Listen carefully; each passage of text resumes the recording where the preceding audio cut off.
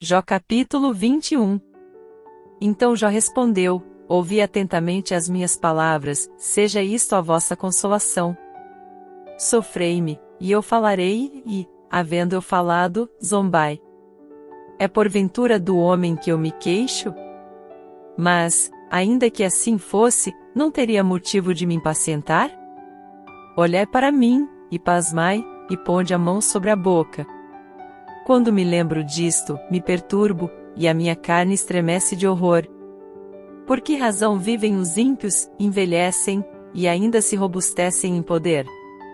Os seus filhos se estabelecem à vista deles, e os seus descendentes perante os seus olhos. As suas casas estão em paz, sem temor, e a vara de Deus não está sobre eles. O seu touro gera, e não falha, para a sua vaca, e não aborta. Eles fazem sair os seus pequeninos, como a um rebanho, e suas crianças andam saltando.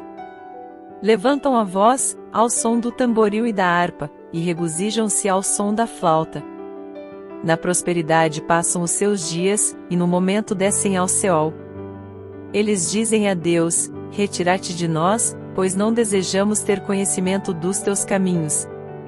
Que é o Todo-Poderoso, para que nós o sirvamos? E que nos aproveitará, se lhe fizermos orações?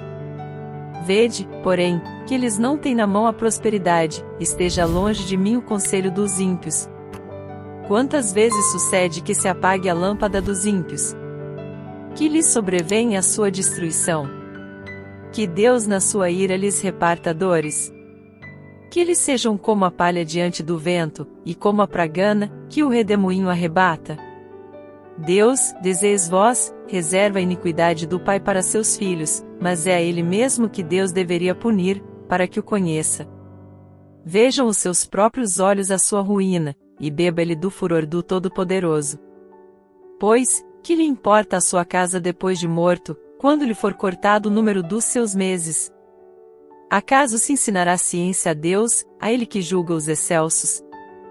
Um morre em plena prosperidade, inteiramente sossegado e tranquilo, com os seus baldes cheios de leite, e a medula dos seus ossos umedecida.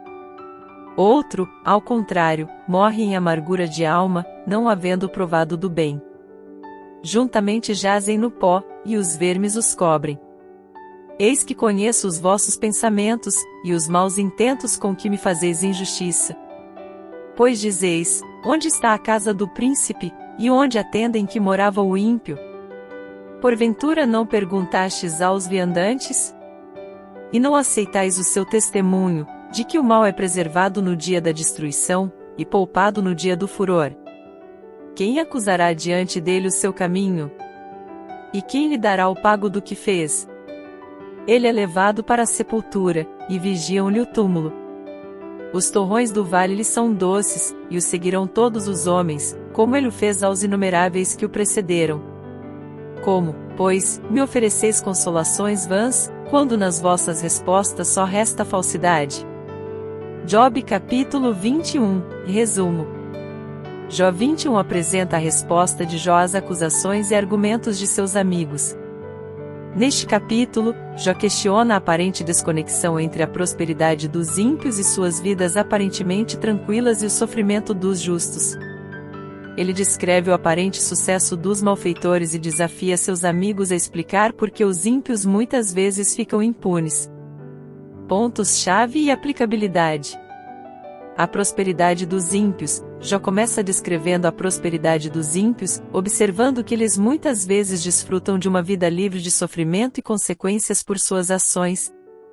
Isso levanta uma profunda questão teológica e filosófica, porque algumas pessoas que parecem viver desafiando os caminhos de Deus experimentam sucesso e felicidade.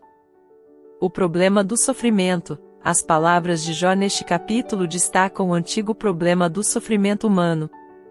Ele está lidando com a aparente injustiça de um mundo em que os justos sofrem enquanto os ímpios florescem.